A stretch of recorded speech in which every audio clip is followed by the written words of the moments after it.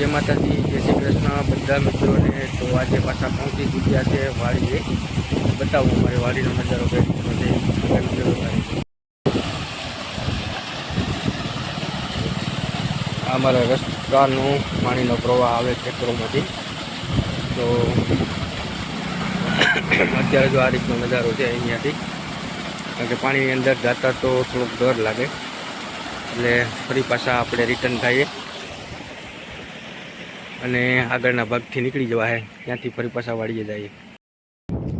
તો મિત્રો શરદી ઉધરસ તો થઈ ગયા છે, બોલાતું નથી બહુ, પણ આપણી કેળનો નજારો આ રીતનો છે।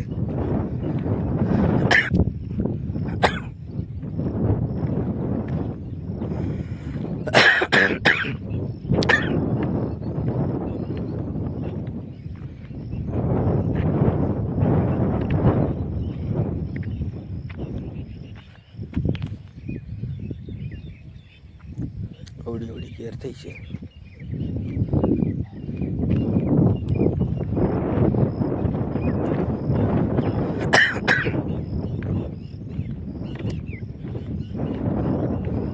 કે નીચે તો ઉતરાય એવું છે જ નહીં, ગારો વધારે છે, એટલે હું પણ મંડી ઉપર જ હાલી દઈ ગયો છે।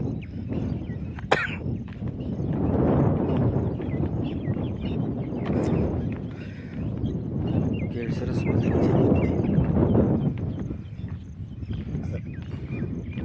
છે, થોડોક વધારે છે।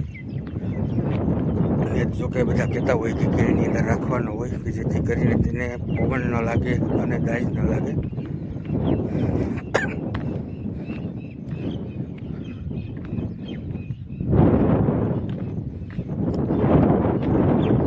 આખા ખેતરમાં કેળ એકદમ વ્યવસ્થિત મસ્ત મજાની થઈ જો દેખાય જ છે।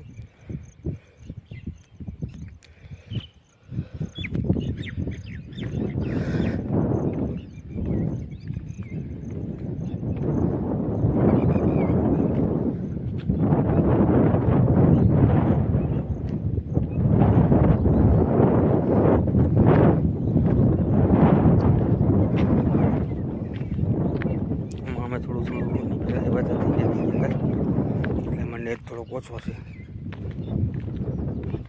ત્યારે એવું થતું હતું કે નેદ રાખવાનો હતો, આમાં દેખાતો નથી, હવે શું કરશું? ત્યાં ફરી પાછું નેદ થઈ ચૂક્યો છે, એટલે જે જરૂરિયાત હતી એ આરામથી પૂર્ણ થઈ જ ગઈ છે। હવે એમાં તો પાણી ભર્યું છે એટલે ત્યાં તો જવા એવી શક્યતા જ નથી, એટલે ખોટું નીચે ઉતરવામાં એવું થાય, કારણ કે આ બધામાં પાણી ભર્યું છે। તો અહીંયાથી તમને ઝૂમ કરીને બતાવી દઉં, જો જ્યાં પાણી ભર્યું છે બધામાં। એ કેળનો નજારો જો આ રીતનો છે, સરસ મજાનો, આમાં જો દેખાય જ છે બધી કેળ। શાકભાજી જોવા જવું પણ ત્યાં સુધી જઈ શકાય તેવી કોઈ પોઝિશન નથી, કારણ કે પાણી વધારે છે તો ખૂટી જવાય એમ, એટલે અહીંયાથી હું પણ જોઈ લઉં। માંડવીમાં પાણી લાગી ગયું, બાકી શાકભાજીને બધું એકદમ વ્યવસ્થિત જ છે।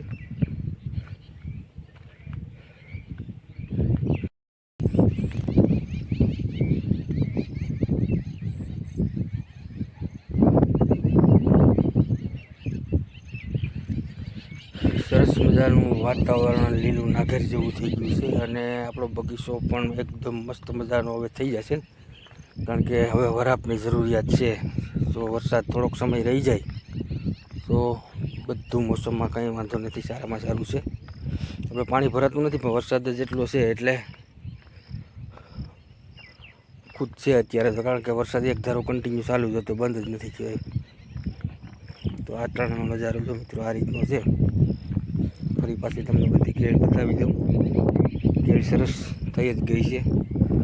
હવે વરાપ થાય એટલે આપણે નવું વાવેતર કરવાનું છે આમાં કેળની હારે હારે।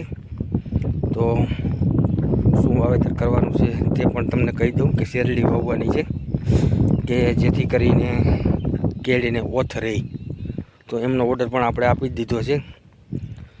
હવે આ વરાપ થાય એટલે કેળની ચારે બાજુ શેરડીનું વાવેતર આપણે કરી દેવાનું છે.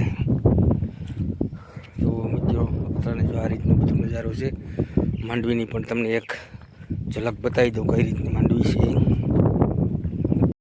તો મિત્રો જો આ રીતનો આખા ખેતરનો નજારો છે,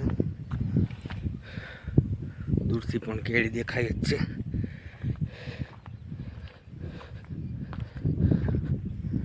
અને જો અમે શાકભાજી વાવ્યું હતું તે શાકભાજી પણ સરસ મજાનું થઈ ગયું.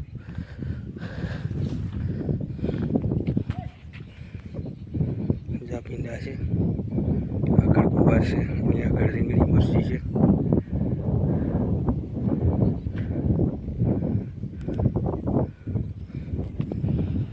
અને આ માંડવીમાં થોડુંક વધારે પાણી લાગી ગયું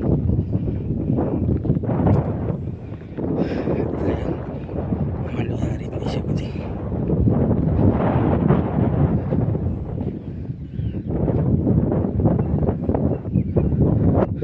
કેળ વાળું બહુ મસ્ત પડું થઈ ગયું અને આ એટલું બધું પડું છે.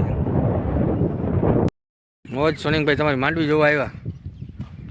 અમારી માંડવી ભાઈ જો પાણીમાં કરે જલસા હમણાં. બહુ મસ્ત છે માંડવી. હા આમ છે હવે સુપર માંડવી. તો મજા આવે. હવે વરસાદ એમ રહેવાનો જ છે, કારણ કે ધરાવ કરી દીધો વરસાદ આપણે. હા, વરાપની જરૂરિયાત છે બધામાં. કારણ કે અત્યારે તમે નીકળાય હાલ એમ જ નથી, એટલે આપણે દવા છાંટવી હોય તો કઈ રીતે છાંટવી એ થોડુંક તકલીફ વાળું થાય એમ.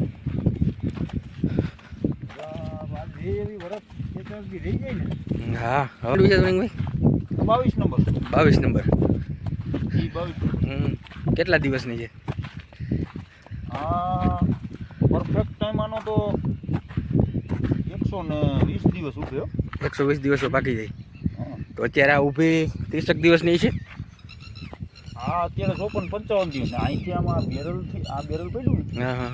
ત્યાંથી આ બાજુથી એટલી 1 મહિનો 10 દિવસ 40 દિવસ. 55 દિવસ. બહુ મસ્ત નરવાઈ વાળી છે માંડવી.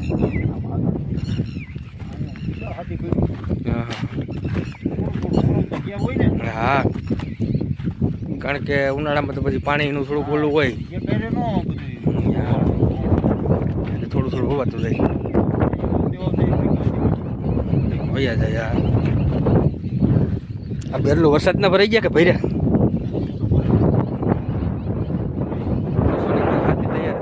વરાપ થાય તો બરોબર ચાલુ જ કરી દો. બરાબર. હા, અને નરવાઈ જોરદાર, કારણ કે માંડવીમાં એક દિનો ડિફરન્સ દેખાય.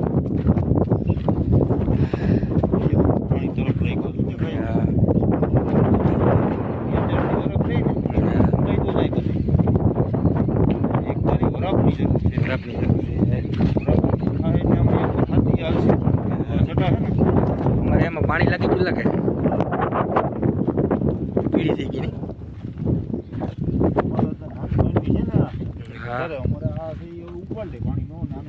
હા, પાણી સોઈ લે. નાને હજી નાની હોય એટલે એટલું બધું વરાપે નહીં. હા, રફો દેખાય જ છે. હા,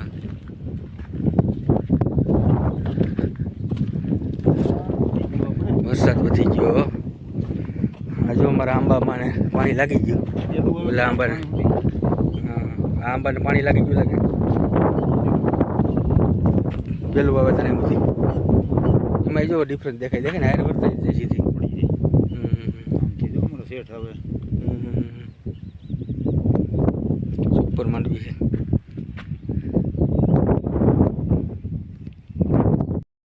તો અત્યારનો નજારો વાડીનો આ રીતનો છે, કારણ કે અમારા રસ્તે તો લાઈવ નથી. અહીંથી નીકળ્યો તો સોનનભાઈને વેલેથી, અને ત્યાંથી જ પાછું નીકળી જાઉં, કારણ કે અમારા રસ્તામાં પાણી થોડુંક વધારે છે. કારણ કે ઉપરવાસનું કેટલું પાણી આવતું હોય એટલે રસ્તો થોડોક ઊંડો છે. સીધું ડાયરેક્ટ રસ્તામાં પાણી આવે એટલે પછી હાલવામાં થોડુંક કેવર આવે 2-3 દિવસ સુધી, પછી વાંધો ન આવે. આજનો આ અમારો વિડીયો ગમ્યો હોય તો અમારી ચેનલને લાઈક કરજો, શેર કરજો અને નવા મિત્રો હોય જરૂરથી ચેનલને સબસ્ક્રાઈબ કરી દેજો. ફરી પાછા મળીએ નવા લોક સાથે. ક્યાં સુધી તમારું ધ્યાન રાખજો. આવજો.